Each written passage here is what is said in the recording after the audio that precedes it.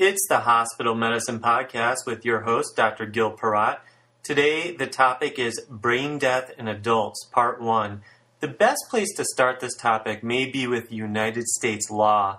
Specifically, I'm referring to the Uniform Determination of Death Act.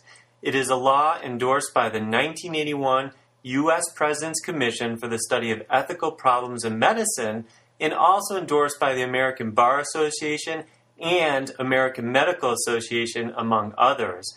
A fairly recent article about this law is very well reviewed in the March 1st, 2011 journal called Neurology in an article titled Brain Death and the Courts. So I will start this podcast quoting some well-written sections of that article written by a few Mayo Clinic doctors and lawyers where they say, the main consequence of the Uniform Determination of Death Act is that a patient can be declared dead, allowing withdrawal of intensive care support and organ procurement after consent.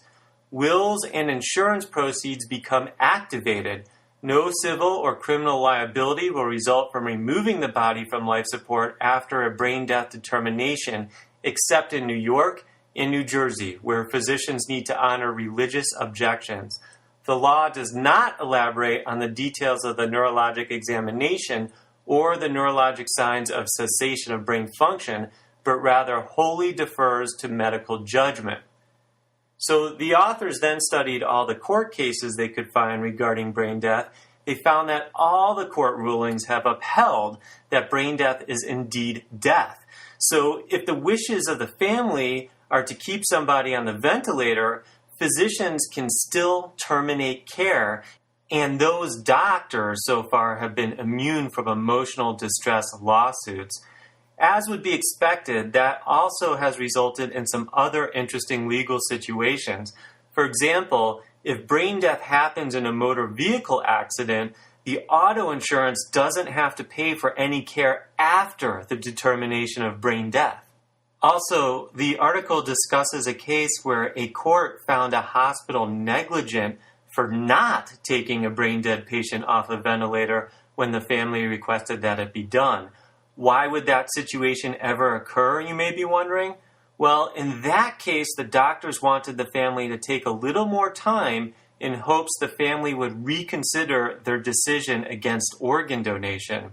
And therefore, to summarize the law, it expands the definition of death as being equal to cardiopulmonary death, but that definition is still deferred to physician expertise. And if you practice medicine frequently in a hospital setting, you know that these patients can have normal vital signs and be hemodynamically stable on a ventilator sometimes, and yet they are, by definition of the law, dead. They don't look like somebody dead without a heartbeat who isn't on a ventilator, and yet they are dead. And some have referred to this as physiologic decapitation. The person is dead, but the body is not dead. Surreal times we are living in indeed. It used to be that lack of respiration and circulation was essential criteria for declaring death. We used to demand cessation of all organ function, not just the loss of a single master organ. Ventilators changed that. It gets really strange when we have kept the bodies of brain-dead mothers alive long enough, in some cases months, to mature the fetus for delivery. Therefore, us, physicians, need to use guidelines like the ones published by the American Academy of Neurology to understand and meet the medical standards of brain death. Now, it should be mentioned that certain states, and maybe even your hospital, might have certain unique rules in declaring brain death. This is a disappointment that there is not a uniform policy that is the same in all hospitals and states. An article titled Brain Death Documentation from the September 2002 journal called Neurosurgery on page 733 explains this. Currently, most states in the United States require no special qualifications for training beyond a general medical license for individuals performing brain death examinations. California requires that 2 licensed physicians make the diagnosis on the basis of a clinical examination and confirmatory testing. So a bit different depending on which area of the country you live in. And again, having a more uniform policy would probably be better. I am eager to finally talk about an end-of-life care issue, as that is one of the great passions I have, because I think end-of-life care is an area where we in the United States have the biggest opportunity to make things better and more rational. I used to be a medical director for a hospice when I had more time in life, and those who have read my book know I am eager to discuss important end-of-life issues. One of my own foundation beliefs when it comes to the field of hospitalists is that you can't be a good one without diving deep into the understanding of palliative medicine. It isn't just about morphine and benzodiazepines in hospice, and that is why textbooks like Oxford's Palliative Medicine is more than 1,200 pages long. As long as we don't look at end-of-life care as a core competency in a similar manner that treating congestive heart failure is a core competency for all hospitalists, United States medicine will continue to cause unneeded suffering. Let me ask a practical question that you need to know when rounding on the wards for both the chart and when talking to families. What is the legal time of death in a brain-dead patient? Is it when you clinically declare brain death by exam or technology? Or is it when you pull off the ventilator or visualize asystole on the telemetry monitor, harvest the heart for donation? When is it? The answer is that when brain death is clinically declared, it is also the legal time of death. I don't know why, but the past few years, most of my brain death declarations seem to be in the middle of the night when I am on call.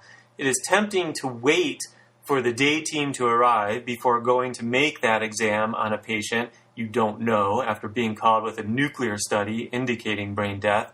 But if the family has benevolently consented to donation, like my last case, which was a suicidal hanging, you are doing the family a favor because their loved one's organs are more likely to help the recipient the faster you act.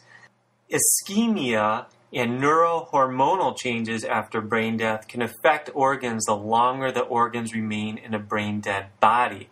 Also, data shows that a certain percentage of brain-dead patients develop cardiorespiratory arrest with each passing day. Time increases hemodynamic instability in this circumstance. I know it meant something very important to the wife of my last case of brain death that her husband's organs were going to do some genuine good. We talked about it, and she unconditionally expressed that to me. I think if cardiorespiratory arrest happened before the organs were donated, not only would lives be lost for the waiting recipients of those organs, but it would have compounded the catastrophe the wife was already living through. With that understanding, I will now move into some other interesting territories and specifics. An article that makes some great practical, medical, and ethical points about how we as healthcare providers respond to brain death comes from the publication called Journal of Nursing Administration Healthcare Law, Ethics, and Regulation. There is an article in April 2006 titled Clinical Response to Brain Death, a Policy Proposal. I would like to discuss this noteworthy article for a few minutes.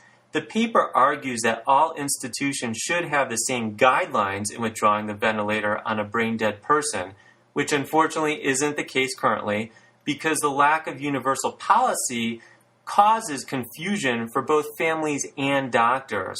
The authors argue that if the organs are not going to be donated, we should withdraw the ventilator immediately, speaking carefully and compassionately to family that the person has already died, and not burden the family with the decision of when to turn off the ventilator. Do not give an impression that turning off the ventilator is when the person has died. They already died. They also say that at most, the attending physician should give a 2-hour window for ventilator removal, and that we shouldn't make this a situation of waiting for family to arrive from out of state and the many other scenarios most of us have encountered when some families demand more time. The authors argue that brain death is not a situation of compassionate extubation or terminal weaning, like we often use in end-of-life situations where the suffering doesn't make sense and the decision against aggressive care is indeed made by family or the patient, and where we provide comfort medicines to a living person as we remove artificial support. Now, I would like to quote the authors regarding just a few of the salient points they make. They say this: "The mission of hospitals is not to maintain the dead. Hospitals provide facilities where the living can receive necessary and effective medical care. A delay in withdrawing support misuses resources. Nurses, physicians, ancillary providers, and equipment become invested in monitoring the state of bodies, not living beings." So, some interesting points, but another point I think worth making at this time, it's a legal consideration, and it comes from the guidelines on brain death, which is federal and state law requires physicians to contact an organ procurement organization following determination of brain death. Time for some trivia and facts that I think we should know. What is the most common cause of brain death in adults? Subarachnoid hemorrhage. The source for that is the journal that has a very special place in my heart called Transplantation, from a June 15th, 2011 article. And I'm sure you are all aware that my first medical publication when I was just a college senior was actually in the Journal of Transplantation back in 1995. But back to the more important facts. Road accidents resulting in traumatic brain injury is the second most common cause of brain death. And perhaps a more important piece of trivia is that the only possible available way to get a donor heart currently is from brain dead donors. It's not like a kidney or part of a liver or bone marrow that can be donated from a compassionate living donor. And that is why a heart is such a precious and rare organ when it becomes available as the ultimate gift to a person dying from heart disease. Another fact that is important to discuss with families is that the donor's body will not be disfigured during the donation procedure, and that donation does not prohibit a funeral or preclude viewing of the body. We need to step back and acknowledge the question, why is it so valuable to diagnose brain death? It provides an irrevocable finality for the family and the medical team. And, of course, it provides a brief window of opportunity for organ donation. The reality is, once humanity can farm organs from scratch without using donors, the debates that sometimes surround brain death may become less emotional. And there is a lot of emotion on many sides of the aisle when talking about brain death. The most thought-provoking medical article I have read in recent months comes from the 2003 Critical Care Medicine Journal in an article titled Role of Brain Death and the Dead Donor Rule in the Ethics of Organ Transplantation.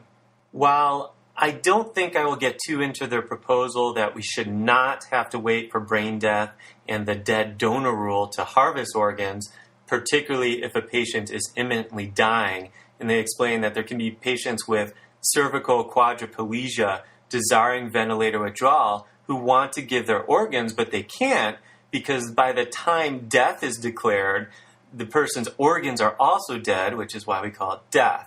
Now, more important at this point in human history, and particularly important before we dive into the clinical criteria of brain death, is the following quote from this intriguing article. And they say, "To begin with, even firm supporters of the concept of whole brain death now acknowledge that many patients currently diagnosed as brain dead do not, in fact, as required by the Uniform Determination of Death Act, have irreversible cessation of all functions of the entire brain. It is widely recognized, for example, that many of these patients retain function of the posterior pituitary and other brain functions. Although acknowledging that the concept of whole brain death is only an approximation, supporters have insisted that these residual functions can be ignored because they are not significant. It is hard to understand why we place great emphasis on the pupillary light and corneal reflexes, which are neurologic functions of minimal physiologic significance, and ignore the neurologic regulation of salt and water homeostasis, neurologic functions of critical physiologic significance. So, some interesting points. And in my next podcast, when I start talking about ancillary testing and the future of ancillary testing that I won't talk about, is that we will probably be able to pick up, a few cells here and there that are working in the brain, or small, tiny areas of the brain that might be having blood flow. And are we going to throw out the entire concept of brain death when we have better technology and testing? And I hope the answer is no, but these are the kind of debates and things that we're going to have to keep in mind going forward. Now, I will end this podcast saying, when diagnosing brain death, you need to have the following criteria met. The first thing is we need to exclude reversible causes like a drug overdose or a drug that you gave them, like a paralytic, and other things like hypothermia. The second thing we need is that there should be an absence of all cerebral functions. And the third thing we need is there also shouldn't be any brainstem functions, including spontaneous respirations.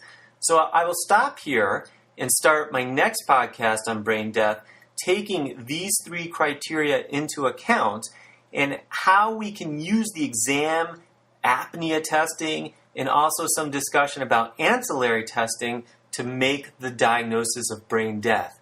You've been listening to the Hospital Medicine Podcast with your host, Dr. Gil Peratt.